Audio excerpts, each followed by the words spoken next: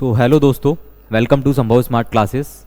तो आज जो आपका चैनल आप देख रहे हो संभव स्मार्ट क्लासेस, जिस पे हम अभी क्लास 10th के जो लेक्चर्स हैं, जो आपके एसएसटी के पॉलिटिकल साइंस है, उसका आज हम चैप्टर 4 लेके आए हैं। तो आप जल्दी से सभी लोग ज्वाइन हो जाइएगा। हम पूरा चैप्टर अच्छे से एक्सप्लेन करने वाले हैं और आप इस वीडियो का एंड तक जरूर देखिएगा। देखिए, ये लेक्चर आपको आपके जो आप अगर सीबीएसई बोर्ड के स्टूडेंट हैं, स्टेट बोर्ड के स्टूडेंट हैं, आप सभी के लिए इक्वल इंपॉर्टेंस रखता है ये। इसमें हमने आपके सारे की नोट्स फोकस किया हुआ है, साथ में जो भी इंपॉर्टेंट क्वेश्चंस हैं एग्जाम्स के पॉइंट ऑफ व्यू से, वो हमने सारे बोर्ड के पॉइंट ऑफ व्यू से सारे क्वेश्चंस हमने कवर किए हुए हैं। तो आप सभी कैसे हैं? आई होप आप सभी अच्छा कर रहे हैं, अच्छे हैं। ओके, तो आप सभी ने काफ़ी प्यार दिया हमारे चैनल को, संभव स्मार्ट क्लासेस को। अगर आप चैनल पर नए हैं, जल्दी से आप सब्सक्राइब कर लीजिएगा और अपने बाकी फ्रेंड्स तक भी शेयर कीजिएगा, वो भी घर बैठे फ्री ऑफ कॉस्ट एसएसटी पढ़ पाएंगे। तो मैं चाहता हूं कि ज़्यादा से ज़्यादा लोग इस चैनल से जुड़ें और हमारा जो आगे टारगेट है वो 6 से लेकर 12th स्टैंडर्ड तक सभी जो एनसीईआरटी बुक्स हैं सारी हमें कवर करने का हमारा टारगेट है। तो आपको धीरे धीरे करके सारे लेक्चर्स मिलते जाएंगे। अभी हमने एसएसटी से स्टार्ट किया है। ओके, अभी हमने चैप्टर 3 कंप्लीट कर लिए हैं। तो चैप्टर 3 के हमारे 2 पार्ट थे। आप अगर पहली बार देख रहे हैं तो आपको एसएसटी का पॉलिटिकल साइंस का पूरा पोर्शन आपको मिल जाएगा। तो विद इन अ मंथ हम 10th क्लास का पूरा सिलेबस कंप्लीट करने वाले हैं। अब आप देखिए, जो हमारा चैप्टर 4 है पॉलिटिकल साइंस का, वो कौन सा है? हमारा डेमोक्रेटिक पॉलिटिक्स जो आपकी बुक है उसका कौन सा चैप्टर है? हमारा पॉलिटिकल पार्टीज। कौन सा है? पॉलिटिकल साइंस का पॉलिटिकल पार्टीज चैप्टर है। अब तो आपके जो नोट्स हमने यहाँ प्रिपेयर किए हुए हैं, साथ में 1 बाय 1 करके हम एक्सप्लेन करते जाएंगे, आपको भी इजीली समझ में आते जाएंगे। सबसे पहले इंट्रोडक्शन है कि why do we need political parties. सबसे पहले पॉलिटिकल पार्टी की हमें जरूरत क्यों पड़ती है? ठीक है, पॉलिटिकल पार्टी सभी जानते हैं कि देश में हमारी जो पार्टियां हैं जो चुनाव लड़ती हैं, ठीक है, जो अपने कैंडिडेट्स को इलेक्शन में उतारती हैं, वो सब सारी हमारी पार्टियां हैं जो आप जानते हो, BJP, Congress, BSP and all. अब हम डिस्कस करने वाले हैं, इंट्रोडक्शन है हमारा, why do we need political parties. हमें सबसे पहले पॉलिटिकल पार्टीज की जरूरत क्यों पड़ी? ठीक है, अब पॉलिटिकल पार्टी का मीनिंग क्या है? A political party is an organised group of people whose share similar ideology, principles and goals. देखो, पॉलिटिकल पार्टी क्या है? एक ऑर्गेनाइज ग्रुप है, किसका? लोगों का, जो क्या करता है, जो क्या शेयर करता है? सिमिलर आइडियोलॉजी, मतलब उनकी एक जैसी क्या होती है? विचारधारा होती है, उनके प्रिंसिपल्स एक जैसे होते हैं, उनके सिद्धांत एक जैसे होते हैं और उनके जो लक्ष्य होते हैं वो एक जैसे होते हैं। जैसे कुछ लोग आए और उन्होंने मिलकर एक अपनी पार्टी बना ली, ठीक है, मतलब उनके सेम क्या है? प्रिंसिपल्स हैं, सेम उनकी आइडियोलॉजी है और मतलब सेम जो सोच वाले लोग हैं और उनके सेम गोल्स हैं, ठीक है। एंड हु कम टुगेदर, वो एक साथ आते हैं टू कंटेस्ट इलेक्शंस, और वो क्या करते हैं? चुनाव लड़ते हैं। And hold power in government, और मतलब जो गवर्नमेंट की पावर है उसको होल्ड करके अपने पास रखते हैं। Political parties are the link between people and the government. तो पॉलिटिकल पार्टीज क्या है? मतलब लोगों के और गवर्नमेंट के बीच क्या है? लिंक है। तो जो पार्टी मेजोरिटी में होती है वो रूलिंग पार्टी बन जाती है देश की, और जो कम वोट जिनके आते हैं, सेकंड नंबर पे जो आती हैं, वो अपोजिशन पार्टी बन जाती हैं। तो आपको ये ध्यान रखना है, रूलिंग पार्टी और अपोजिशन पार्टी, और हम डिटेल में पढ़ने वाले हैं कि रूलिंग पार्टी कौन होती है। जो हमारे देश में राज्य करती है, जिसकी सबसे ज़्यादा नंबर ऑफ सीट्स होती हैं, वो होती है रूलिंग पार्टी। वो हो सकता है कोएलिशन गवर्नमेंट भी हो सकती है, मतलब गठबंधन सरकार भी हो सकती है। तो ये सारे वर्ड हम आगे डिस्कस करने वाले हैं। अब बात करते हैं फंक्शंस ऑफ पॉलिटिकल पार्टीज। जो पॉलिटिकल पार्टीज उनके फंक्शन क्या है? देखिए, कंटेस्ट इलेक्शन, सबसे पहले चुनाव कराना। देश में जब तक चुनाव नहीं होंगे तब तक कैंडिडेट पार्टिसिपेट नहीं करेंगे, और पार्टिसिपेट नहीं करेंगे तो जनता अपनी राय नहीं देगी। तो सबसे पहले उनका काम होता है देश में इलेक्शन कराना, कंटेस्ट इलेक्शंस। पॉलिटिकल पार्टी क्या करती हैं? पार्टीज नॉमिनेट कैंडिडेट, पार्टी क्या करती है? कैंडिडेट को नॉमिनेट करती हैं। And compete in election to win power, और उसे मतलब कंपीट कराती हैं किसमें? इलेक्शन में, चुनाव में, किसके लिए? जीतने के लिए, ठीक है। अगर वो जीत जाता है तो वो पावर में आ जाता है। सेकेंड है पॉलिसी मेकिंग।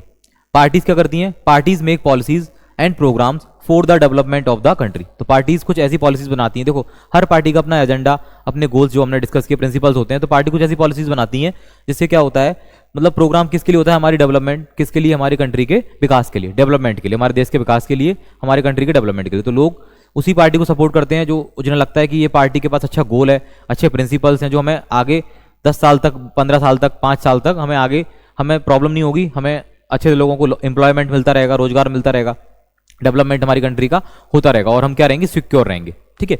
तो मेन 3 चीजें होती हैं, जैसे कि एक तो डेवलपमेंट होता रहे देश में, एक लोगों को रोजगार मिलता रहे, एम्प्लॉयमेंट मिलता रहे, और एक देश में लोग क्या रहे? सिक्योर रहें। अब मान के चलो कई बार अदर कंट्री हमारे ऊपर आक्रमण कर दे, तो हमारे देश में एक इतनी पॉलिटिकल मजबूत पार्टी तो होना चाहिए कि वो हमें अदर कंट्री के क्या इन्वेजन से, हमें आक्रमण से क्या कर पाए? बचा पाए। अब representation, they represent different social groups and interest in society. तो वो क्या रिप्रेजेंट करते हैं? अलग अलग सोशल ग्रुप्स और मतलब इंटरेस्ट जो उनके सोसाइटी के, ठीक है। The role in law making, law making में जो कानून बनाने में उनका रोल होता है। The majority party in the legislature forms the government and make law, जो मतलब क्या बोला मैंने अभी, मेजोरिटी पार्टी मतलब जो रूलिंग पार्टी होती है, जिसके पास सबसे नंबर ऑफ सीट्स क्या होती हैं, सबसे ज़्यादा होती हैं, वो क्या करती हैं लेजिस्लेचर में, जो हमारी विधायिका में क्या करती हैं, वो गवर्नमेंट बनाती हैं, और वो गवर्नमेंट मिलके उनके पास नंबर ज़्यादा रहते हैं तो वो कोई भी क्या करते हैं, एक्ट लेके आते हैं, ठीक है, एक्ट बनाते हैं, जो भी विधेयक लेके आते हैं वो, और उसको क्या बनाते हैं, एक्ट बनाते हैं, ठीक है, लागू कराते हैं, और वो क्या बन जाते हैं, लॉ बन जाते हैं। पब्लिक ओपिनियन फॉर्मेशन, वो लोग क्या करते हैं, पब्लिक का ओपिनियन को फॉर्मेशन करते हैं। कैसे? Parties shape public opinion by raising important issues in debates and campaign. तो पार्टी क्या करती हैं, शेप करती हैं, कैसे? पब्लिक के ओपिनियन को जैसे रेज करती हैं, किसके थ्रू? इंपॉर्टेंट इशू, कई सारे इंपॉर्टेंट इशूज होते हैं जिन्हें पार्टीज लेके आती हैं, एजेंडा रखती हैं वो, और वो उन पर क्या कराती हैं, लोगों के बीच डिबेट कराती हैं और कैंपेन्स कराती हैं, प्रचार कराती हैं, ठीक है। सोशल वेलफेयर एंड अकाउंटेबिलिटी, तो मतलब the ruling party runs the government. Ruling party मैंने बताया आपको कि जो देश में जो रूल करती है पार्टी वो रूलिंग पार्टी है, तो वो क्या करती है, गवर्नमेंट को रन करती है। While the opposition party kept in check, तो अपोजिशन पार्टी उसके चेक में लगी रहती है, किसमें? कि मान के चलो रूलिंग पार्टी ने जो कुछ भी किया तो उसके अपोजिशन में, अपोजिशन पार्टी के अपने अपने कुछ ना कुछ पहलू होते हैं, तो वो कहीं ना कहीं ये बोलते हैं कि आपने जो किया, ये नियम जो आपने बनाया, लॉ बनाया, उसमें हो सकता है वो एग्री हो, और ज़्यादातर डिसएग्री कंडीशन समझ में आती है अपोजिशन पार्टी की, वो हर चीज़ में क्या करते हैं, डिसएग्री करते हैं, जिससे कि वो अपनी बात को क्या करते हैं, पैना करते हैं। अगर वो अपनी बात को पैना नहीं करेंगे तो वो अपोजिशन से कभी रूलिंग में नहीं आ पाएंगे। तो अगर अपोजिशन पार्टी रूलिंग पार्टी का क्या नहीं करेगी, विरोध नहीं करेगी, तो हमेशा अपोजिशन में ही रहेगी। तो हमें अपोजिशन पार्टी को भी किस में लेके आना होता है, रूलिंग में लेके आना होता है। हो सकता है कि कई ऐसी पॉलिसीज होती हैं उनको वो साथ भी देते हैं, और कई बार ऐसी पॉलिसीज होती हैं जैसे कि रूलिंग पार्टी को भी अपने ऊपर क्या आ जाएगा, घमंड आ जाएगा। मान के चलो कोई रूल कर रही है पार्टी, लंबे समय से कर रही है, और वो मतलब जनता के विरोध में पॉलिसियां बना रही है, इससे लोगों का फायदा नहीं हो रहा है, कंट्री का डेवलपमेंट नहीं हो रहा है। अब अपोजिशन पार्टी उसी के लिए तो होती है, वो जो बताती है जनता को कि ये आपके साथ गलत कर रहे हैं, तो जनता अगली बार उन्हें मौका देती है, उन्हें हटा देती है, और रूलिंग पार्टी वो बन जाते हैं, ठीक है। अब बात करते हैं need for political parties. Political parties की हमें जरूरत क्यों पड़ती है, ठीक है। विदाउट पॉलिटिकल पार्टीज क्या हो सकता है? Every candidate would be independent, मतलब हर कोई कैंडिडेट इंडिपेंडेंट रहेगा, तो सरकार बनाने में दिक्कत आ जाएगी। अब मान के चलो कि हमारी लोकसभा में जो सीटें हैं, राज्यसभा में जो सीटें हैं, अगर लोकसभा की हम सीटों की बात करें तो हर स्टेट में एक कॉन्स्टिट्यूएंसी होती है, हर स्टेट में कुछ डिस्ट्रिक्ट हैं, कॉन्स्टिट्यूएंसीज हैं, वहाँ पे इलेक्शन होते हैं, हर कैंडिडेट हर कॉन्स्टिट्यूएंसी से कुछ ना कुछ अलग अलग कैंडिडेट होते हैं। अब वो कैंडिडेट क्या करते हैं, इलेक्शन को मतलब चुनाव को लड़ते हैं। अब मान के चलो कि वो जीत गए, अब अलग अलग विचारधारा के कैंडिडेट हैं, डिफरेंट आइडियोलॉजी के हैं, तो वो एक गवर्नमेंट कभी बन ही नहीं पाएगी। पता चला कि 50 तरह के कैंडिडेट आ गए।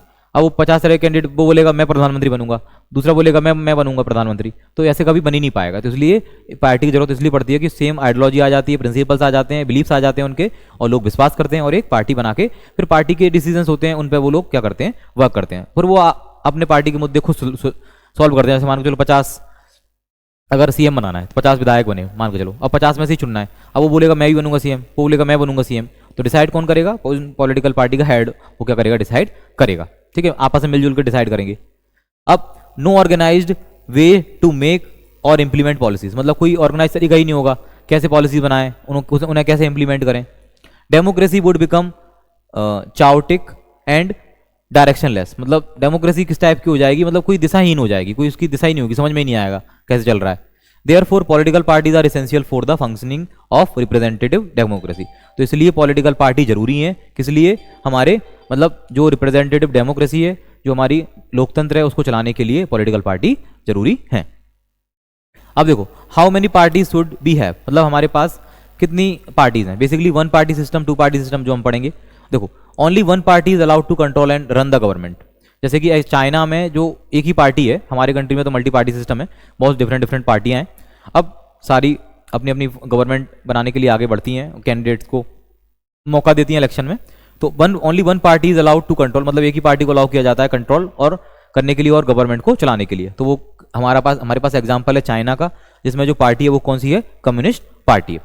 अब नॉट डेमोक्रेटिक, नो कंपटीशन और चॉइस फॉर सिटीजन्स, मतलब कोई कंपटीशन ही नहीं है। अब लोगों को जो मान के चलो कोई भी कैंडिडेट खड़ा हुआ है या कोई भी कैंडिडेट मैदान में उतरा है तो उसको ही वोट डालना है, उनके पास कोई चॉइस ही नहीं है। तो ऑब्वियस सी बात है, वही जो कैंडिडेट पार्टी डिसाइड करेगी वही जीतेगा, वही आगे जो भी उसको पद मिलेगा वो उसको संभालेगा। अब two party system, power usually alternate between two major parties. अगर हम बात करें यूएसए में टू पार्टी सिस्टम है, वहाँ पे दो ही पार्टी हैं, जैसे कि डेमोक्रेटिक और रिपब्लिकन पार्टी। तो वहाँ पे या तो डेमोक्रेटिक को मौका मिलेगा या रिपब्लिकन को मिलेगा। अब कभी सोचे कि आम आदमी किसी अपनी पार्टी बनाना चाहते हैं तो वो उनके पास ऑप्शन ही नहीं है, उन्हें या तो डेमोक्रेटिक में शामिल होना पड़ेगा या रिपब्लिकन में शामिल होना पड़ेगा। अब यूके में कौन सी है, लेबर एंड कंजर्वेटिव पार्टी, तो यूके में भी दो पार्टी हैं, तो हम यूएसए और यूके का एग्जांपल ले सकते हैं। Provides stability but limited choice, मतलब स्टेबिलिटी प्रोवाइड करते हैं बट चॉइस लिमिटेड, ये दो ही हैं, आपको इनमें से या इनमें से चुनना। मान के चलो कि दोनों ही चोर निकले तो आप किसको चूज करोगे? दोनों ही गवर्नमेंट ऐसी निकली कि वो दोनों ही गवर्नमेंट बनाने में फेल हैं, मतलब वो अच्छे से गवर्नमेंट को रन नहीं कर पा रहे हैं, तो आप किसको चूज करोगे? अब हमारी कंट्री में मल्टी पार्टी सिस्टम है। कैसे है? More than two parties compete for power, मतलब एक से ज़्यादा, दो से ज़्यादा पार्टी का करती हैं पावर के लिए कंपटीशन करती हैं, उनके बीच कंपटीशन होता है। कोएलिशन गवर्नमेंट आर कॉमन, मतलब यहाँ पे क्या होती है, जो कोएलिशन गवर्नमेंट होती हैं जो एक दूसरे से मिलजुल के बनती हैं, तो वो गवर्नमेंट क्या होती हैं, कॉमन होती हैं, यानी मल्टी पार्टी सिस्टम में। इंडिया है, फ्रांस है, इटली है, जैसे हमारा देश है, फ्रांस भी है, इटली भी है, वहाँ पे भी इस टाइप का मल्टी पार्टी सिस्टम चलता है। अलाउज रिप्रेजेंटेशन, और ये क्वेश्चन बहुत इंपॉर्टेंट हो जाता है, मतलब क्वेश्चन आता है कि आपको पार्टी सिस्टम के बारे में बताना है, one party single party system, जो वन पार्टी सिस्टम है, टू पार्टी सिस्टम है, ठीक है, या मल्टी पार्टी सिस्टम है। तो ये आपको क्वेश्चन काफ़ी ज़्यादा इंपॉर्टेंट हो जाता है एग्जाम के पॉइंट ऑफ व्यू से। One party system, two party system और मल्टी पार्टी सिस्टम क्या डिफरेंसेस हैं, तो ये आपके क्वेश्चंस एग्जाम के पॉइंट ऑफ व्यू से इंपॉर्टेंट है, ठीक है। 3 मार्क्स में 4 मार्क्स में एक क्वेश्चन के बनने के ज़्यादा चांसेस हैं।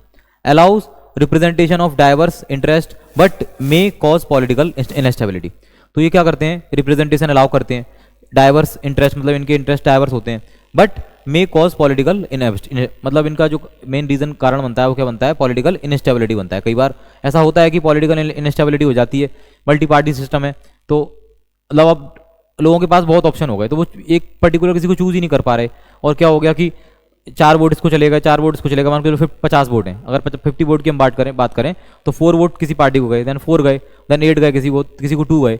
अब वो अगर जीतने के लिए मान के चलो 26 सीट चाहिए, 26 50 आउट ऑफ अगर 26 सीट चाहिए जीतने के लिए, और वो 26 किसी एक के पास ही नहीं है, तो फिर वो कोएलिशन करके गवर्नमेंट बना रहे हैं, तो ये भी दिक्कत है। अब कोएलिशन गवर्नमेंट उन्होंने बनाया, लेकिन उनके खुद के विचार नहीं मिल रहे हैं, आइडियोलॉजी नहीं मिल रही, लेकिन उन्हें मजबूरी में बनाना पड़ रहा है क्योंकि उनके पास कोई ऑप्शन नहीं है।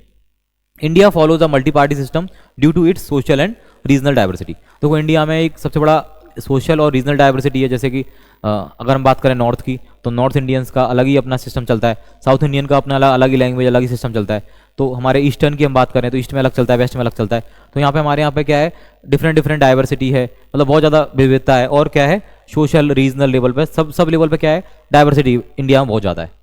अब बात करते हैं नेशनल और स्टेट पॉलिटिकल पार्टीज़ की। जो पार्टी नेशनल लेवल पर रिप्रेजेंट करती हैं अपने आप को, वो होती है नेशनल पार्टीज़, और जो पार्टी अपने आप को मतलब एक स्टेट लेवल तक ही सीमित रखती हैं वो होती हैं स्टेट लेवल पार्टीज।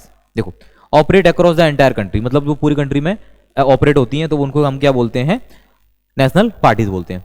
अब must secure at least 6% of valid votes in 4 और मोर स्टेट्स, तो एटलीस्ट, अब देखो इसके लिए कुछ ना कुछ रूल्स हैं जो डिसाइड कर लिए गए हैं कि जो नेशनल पार्टी बनेगी कैसे बनेगी, एटलीस्ट उसे क्या करना है 6% ऑफ वैलिड वोट इन 4 और मोर स्टेट्स, मतलब 4 और उससे ज़्यादा स्टेट में उन्हें 6% वोट्स लेके आने पड़ेंगे, and win 4 seats in the Lok Sabha, और एटलीस्ट उन्हें लोकसभा में 4 सीट जीतनी पड़ेंगी, to be recognised as a national party, तो फिर वो क्या बन जाएगी, नेशनल पार्टी बन जाएगी। ये इलेक्शन कमीशन ऑफ इंडिया ने डिसाइड किया है कि उन्हें क्या करना पड़ेगा, 6% क्या लेके आना पड़ेगा, वैलिड वोट इन 4 और मोर किसमें, स्टेट्स में, और एटलीस्ट उन्हें इसके अलावा भी क्या करना पड़ेगा, उन्हें 4 सीटें जीतनी पड़ेंगी, किसमें, जो लोकसभा के इलेक्शन होते हैं उनमें, तो वो क्या बन जाएगी, एक नेशनल पार्टी बन जाएगी।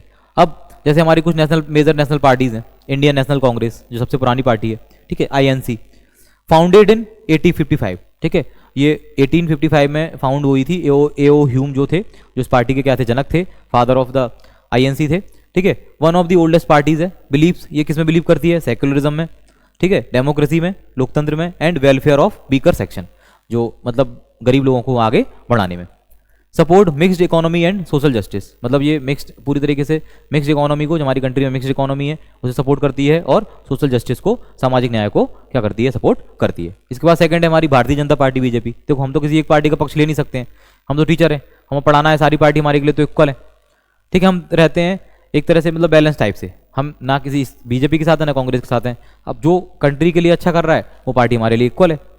अब फाउंडेड कब हुई बीजेपी, 1980 में, देखो वो कब हुई, 80-85 में, और ये इनको लग गया 95 ईयर बाद ये अपने आप में प्रेजेंट हुए, बट आज के टाइम में बीजेपी सबसे बड़ी पार्टी है देश में। देखो आप, बिलीव्स इन द नेशनलिज्म, इनका जो बिलीव है वो नेशनलिज्म में है, कल्चरल यूनिटी में है, ठीक है, जो कल्चरल सांस्कृतिक एकता है उसमें है, एंड स्ट्रॉन्ग सेंट्रल गवर्नमेंट। और ये क्या बनाते हैं कि स्ट्रॉन्ग सेंट्रल गवर्नमेंट बनाने में इनका बिलीफ है।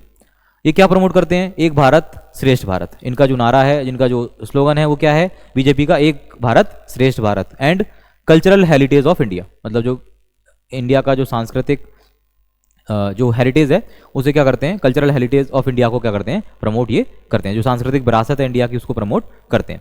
अब नेक्स्ट है बहुजन समाज पार्टी, ठीक है। ये भी कब फाउंड हुई? कांसी राम ने फाउंड करी। ये कब बनी थी? ये भी पहले एक स्टेट पार्टी थी 1984 में, ठीक है।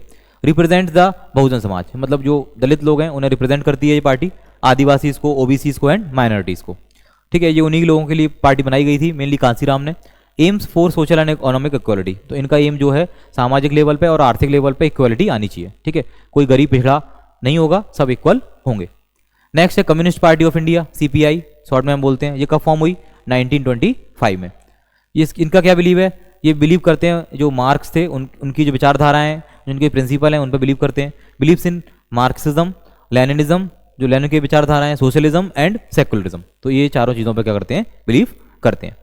अब क्या सपोर्ट करते हैं? Supports workers. ये किसको सपोर्ट करते हैं? ज़्यादातर ये जो काम करने वाले लोग होते हैं उनको सपोर्ट करते हैं, जैसे वर्कर्स हैं, ठीक है, एम्प्लॉयज़ हैं, पीजेंट्स हैं, किसान हैं और स्मॉल प्रोड्यूसर्स हैं, उन्हें क्या करते हैं? ये सपोर्ट करते हैं।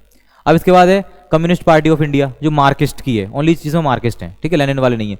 तो जो उसको हम बोलते हैं सीपीआईएम। ये कब हुई फॉर्म? 1964 में, और after a split in CPI, मतलब उसके बाद ये सीपीआई में स्प्लिट हो गई। बिलीव्स इन डेमोक्रेटिक सोशलिज्म, ये भी डेमोक्रेटिक सोशलिज्म में क्या कर रहे हैं? बिलीव कर रहे हैं, ठीक है। और नो प्रो पुअर पॉलिसीज, और उनकी मतलब जो ज़्यादा गरीब हैं उनके लिए पॉलिसीज़ हैं। स्ट्रॉन्ग इन, ये कहाँ पे स्ट्रॉन्ग है ये पार्टी? केरला में, वेस्ट बंगाल में और त्रिपुरा में। तो 3 जगह ये सबसे ज़्यादा स्ट्रॉन्ग है, केरला में, वेस्ट बंगाल में और त्रिपुरा में। इसके बाद है नेशनल पीपल्स पार्टी, एनपीपी। ये कब फाइंड हुई? तो recognised as a national party NPP कब बनी? 2019 में, ये तो अभी बनी है, आप मान के चलो इसकी 6 ईयर बैक की हम बात कर रहे हैं। मेनली बेस्ड इन मेघालय, ये मेघालय बेस्ड पार्टी है।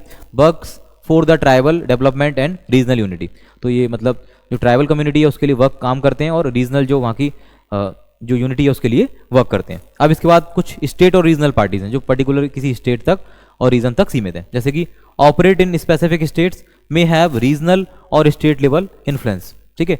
इनका जो रीजनल और स्टेट लेवल पे इन्फ्लुएंस है, मतलब राज्य लेवल पे बहुत अच्छा इनका इन्फ्लुएंस है। जैसे आप जानते होंगे लालू यादव की जो पार्टी है बिहार में, must secure 6% of votes in a state assembly, तो इन्हें भी कुछ ना कुछ जो अपना टारगेट है उन्हें पूरा करना होता है। तो इन्हें 6% वोट कहाँ पे पूरे करने होते हैं? मतलब स्टेट असेंबली में, election and 2 seats in that state, मतलब उनके जो स्टेट की विधानसभा होती है, जो लेजिस्लेटिव असेंबली होती है, वहाँ भी उनको 2 सीट्स लेके आनी पड़ती है। अब इसके एग्जाम्पल्स हमारे पास हैं। तृणमूल कांग्रेस, ठीक है, टीएमसी, ये कहाँ पे है? वेस्ट बंगाल में है। डीएमके, एआईएडीएमके, ये तमिलनाडु में है। बीजू जनता दल, ये कहाँ पे है? उड़ीसा में है, ठीक है। शिवसेना, ये महाराष्ट्र में है, काफ़ी बोलबाला है महाराष्ट्र में। आम आदमी पार्टी हम दिल्ली और पंजाब तक ही सिमट के रह गई है ये, अभी तो दिल्ली में भी नहीं है, प्रेजेंट टाइम में ओनली पंजाब में ही सिमट के रह गई। दिल्ली में वोट्स हैं, उनके सीट्स हैं ऑलरेडी, कुछ कैंडिडेट हैं। Regional parties play a major role in coalition governments at the centre. देखो, तो रीजनल पार्टी बहुत ज़्यादा क्या करती हैं, मतलब कोलिशन गवर्नमेंट बनाने में मदद करती हैं, मतलब जो मिलजुल के सरकार बनाते हैं। तो रीजनल पार्टी का बहुत ज़्यादा मेन रोल रहता है कि उनके पास कई सारी सीटें वो कैप्चर करके रखते हैं, वो रीजनल लेवल पे जीत लेते हैं। लेकिन बड़ी पार्टी को जब जीतना होता है, जब उन्हें रूलिंग पार्टी बनना होता है देश में शासन चलाने के लिए, तो उन्हें ये छोटी छोटी पार्टियों का सहारा लेना पड़ता है। अब challenges face by political parties, कई सारे चैलेंजेस हैं जो पॉलिटिकल पार्टीज फेस करती हैं। कौन कौन से चैलेंजेस हैं? लैक ऑफ इंटरनल डेमोक्रेसी, ठीक है, इंटरनल डेमोक्रेसी का कमी आती है। कैसे? Power is concentrate in a few leaders, मतलब पावर को कुछ ही लीडर्स के पास हाथ में रहती है, ठीक है। ऑर्डिनरी मेंबर्स हैव लिटिल से इन डिसीजन मेकिंग, मतलब कई सारे जो मेंबर हैं पॉलिटिकल पार्टी के, वो मतलब डिसीजन नहीं ले पाते हैं, तो कुछ ही लोगों के हाथ में पावर है, वही डिसीजन लेने वाले हैं। There is no regular organisational election, तो मतलब रेगुलर जो उनके ऑर्गेनाइजेशन है उनकी पार्टी के अंदर इलेक्शन नहीं होते हैं। तो जो आदमी अध्यक्ष बन गया पार्टी का या प्रेसिडेंट बन गया तो बना रहता है लंबे समय तक, तो जिसका भी कोई पर्टिकुलर डिसीजन नहीं आता है। इलेक्शन और ट्रांसपेरेंसी नहीं है, ठीक है, तो ट्रांसपेरेंसी बहुत ज़्यादा जरूरी है आज के टाइम में।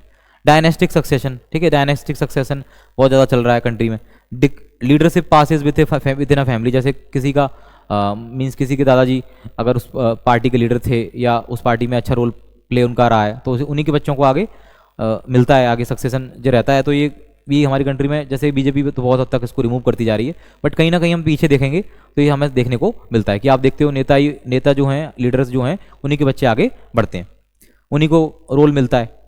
Promotes nepotism and discourage talent, तो ये नेपोटिज्म को बढ़ा देता है, देखो भाई भतीजावाद को बढ़ा देता है, और जो टैलेंटेड लोग हैं वो डिस्करेज हो जाते हैं, वो आ ही नहीं पाते हैं, वो कभी राजनीति में भाग ही नहीं ले पाते हैं।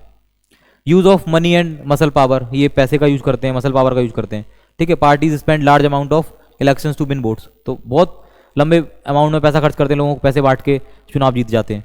Leader leads to corruption and unfair competition, तो करप्शन भ्रष्टाचार को बढ़ाते हैं और अनफेयर कंपटीशन करते हैं, इस टाइप से गलत तरीके से चुनाव जीत जाते हैं।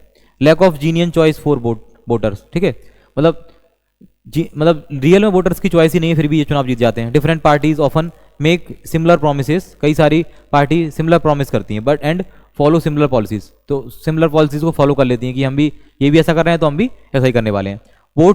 Voters feel there is no real alternative, तो जैसे कि हमारी कंट्री में भी अभी ऑल्टरनेटिव भी नहीं बचा है। अगर हम बात करते हैं रूलिंग पार्टी जो, उसका ऑल्टरनेटिव भी समझ में नहीं आता लोगों को, हम ऑल्टरनेटिव क्या लेके आए, कोई भी इतनी स्ट्रॉन्ग पार्टी नहीं है पोजीशन में जो हमारे लिए ऑल्टरनेटिव में आ सके।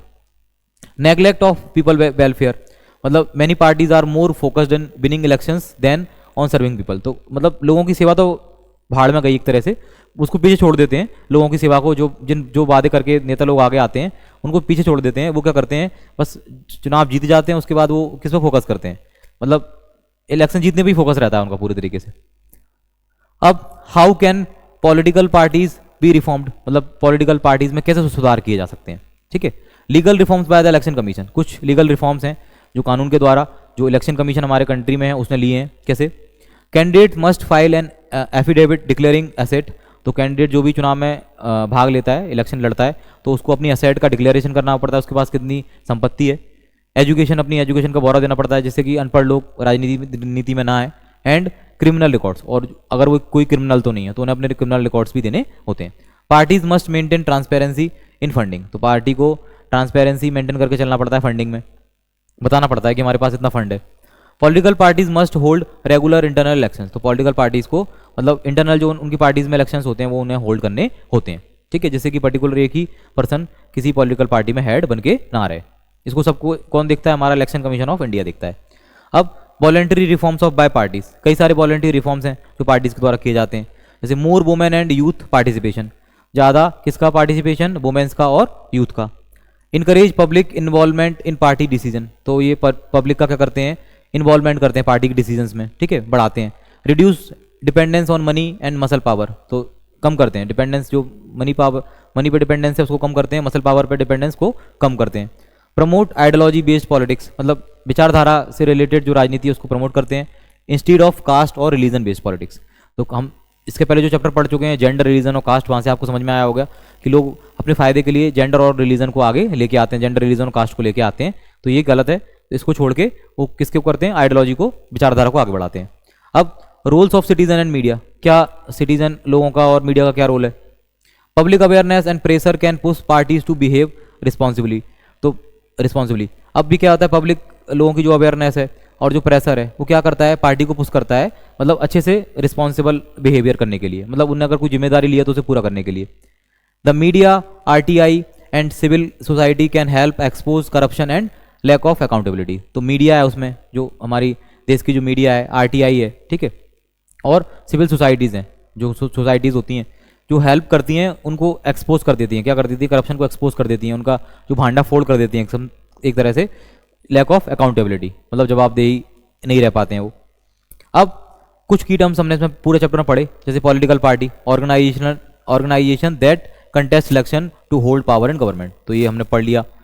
पार्टनरशिप के बारे में नहीं पढ़ा अभी। Strong allegiance to one's owns party और आइडियोलॉजी, तो ये पार्टीजनशिप है, जस्ट पार्टीजनशिप है ये वर्ड, मतलब एक स्ट्रॉन्ग एलिजियंस होता है, वन ओन्स पार्टी और आइडियोलॉजी, मतलब एक ही पार्टी के लिए किसी का मतलब एक स्ट्रॉन्ग बिलीफ होता है, ठीक है, किसी सिंगल पार्टी के लिए स्ट्रॉन्ग बिलीफ होता है तो उसको पार्टीजनशिप हम बोलते हैं। Strong allegiance to one's own party और आइडियोलॉजी, मतलब किसी भी एक विचारधारा के लिए। वन पार्टी सिस्टम पढ़ चुके हैं, टू पार्टी सिस्टम पढ़ चुके हैं, ये की टर्म्स हैं इस चैप्टर के, जो गवर्नमेंट जो मल्टी पार्टी सिस्टम हम पढ़ चुके हैं। अब coalition government, alliance of several parties form a majority, मतलब कई सारी छोटी छोटी पार्टी मिलकर एक कोएलिशन गवर्नमेंट, गठबंधन सरकार बनाती है। रूलिंग पार्टी, जो पॉलिटिकल पार्टी किसमें होती है, पावर में होती है, उसको हम क्या बोलते हैं, रूलिंग पार्टी बोलते हैं।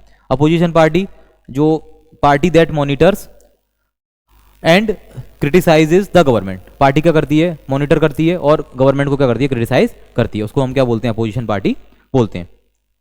अब कुछ इंपॉर्टेंट क्वेश्चन है बोर्ड एग्जाम्स के लिए, आप सभी के लिए इंपॉर्टेंट है। आप स्टेट बोर्ड के हैं, एमपी बोर्ड है, यूपी बोर्ड है, आपके राजस्थान बोर्ड है, मेनली जो हिंदी से रिलेटेड बोर्ड हैं, ठीक है, जो नॉर्थ इंडिया के जो रिलेटेड बोर्ड हैं जिन्हें इस टाइप की लैंग्वेज आती है, अदरवाइज सीबीएसई बोर्ड के स्टूडेंट हैं, तो उन सभी के लिए ये क्वेश्चंस 2026 में आपके एग्जाम होंगे, बोर्ड एग्जाम्स होंगे, 2025 वाला सेशन आपका चल रहा है, तो ये क्वेश्चंस आपके लिए बहुत ज़्यादा इंपॉर्टेंट हैं। तो आप सभी इन क्वेश्चंस को अच्छे से नोट डाउन कीजिए, अपने पास स्क्रीनशॉट आप लेके रखिएगा, और इन ये जो हमने पूरा चैप्टर समझा है, इन पूरे चैप्टर की समझ के हिसाब से आपको नोट्स भी मिल जाएंगे, हमारे टेलीग्राम की लिंक भी आपको दी रहेगी, और आने वाले टाइम में हमारी एप्लीकेशन भी है, संभव स्मार्ट क्लासेस एप्लीकेशन, आप डाउनलोड करके रखिएगा। और अगर आप चाहते हैं कि इस टाइप के हम आपको रेगुलर वीडियोस, रेगुलर सीरीज हम चलाते रहें, तो आप वीडियो को लाइक कीजिएगा और ज़्यादा से ज़्यादा अपने फ्रेंड्स तक शेयर कीजिएगा। जो 10th क्लास के स्टूडेंट हैं वो उस चीज़ को समझ रहे हैं, उन्हें घर बैठे फ्री ऑफ कॉस्ट एसएसटी के लेक्चर मिल रहे हैं। तो कुछ क्वेश्चंस हैं जिन्हें आप देख सकते हैं। देखिए, what is political party, explain it's main function, तो हमने पढ़ लिया पूरा पॉलिटिकल पार्टी क्या है, इसके हमें मेन फंक्शंस बताने हैं। What are the major challenges faced by the political parties in India, कौन से मेजर चैलेंजेस हैं जो पॉलिटिकल पार्टी इंडिया में फेस करती हैं।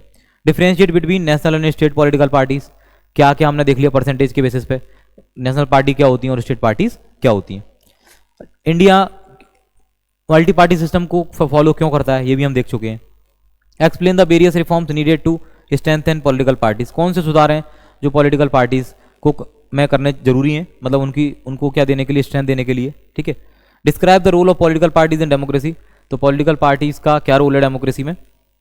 अगर आप चाहेंगे तो इन क्वेश्चंस के हम आंसर भी आपको प्रोवाइड कर देंगे, तो आप कमेंट कीजिएगा, इन क्वेश्चंस के आपको भी आंसर प्रोवाइड कर देंगे, ठीक है। अभी हम जो ले रहे हैं, हम चैप्टर डिस्कस कर रहे हैं। देखिए, हमारा जो फर्स्ट मंथ है, हम पूरे टारगेट है हमारा कि आपका पूरे चैप्टर्स को अच्छे से डिस्कस कर लेना है। इसके बाद हम क्या करेंगे, क्वेश्चन आंसर डिस्कस करेंगे, हर चैप्टर वाइज क्वेश्चन आंसर हम डिस्कस करेंगे, तो वहां से आपको और क्लियर हो जाएगा। आपको एग्जाम तक जाते जाते ये लगेगा, बोर्ड एग्जाम तक जाते जाते, अगर आप अभी अक्टूबर में इस वीडियो को देख रहे हैं, जो अक्टूबर में शूट हो रहा है, तो आप मान के चलिए कि एकदम आपके लिए एसएसटी बिल्कुल सिंपल, पूरा चैप्टर अच्छे से रीड कर लिया, यहाँ सर ने जो पढ़ाया सुन लिया, अच्छे से रिकॉल कर लिया एक दो बार, बस एग्जाम में जाके आपको लिख के आना है। एसएसटी में जितना आप अपनी लैंग्वेज में लिखते हो उतने ज़्यादा आप सक्सेस होते हो। अब how can citizens reform political parties, मतलब लोग कैसे सुधार कर सकते हैं पॉलिटिकल पार्टीज में। अब right a short note on 2 national political parties of India, जैसे हमने अभी नेशनल पार्टीज के नेम देखे, आप कोई भी 2 नेशनल पार्टी ले लीजिए, जैसे मेजर जो पार्टी है हमारी बीजेपी और आईएनसी, इंडियन नेशनल कांग्रेस, तो इनके बारे में आप लिख दीजिए अच्छे से।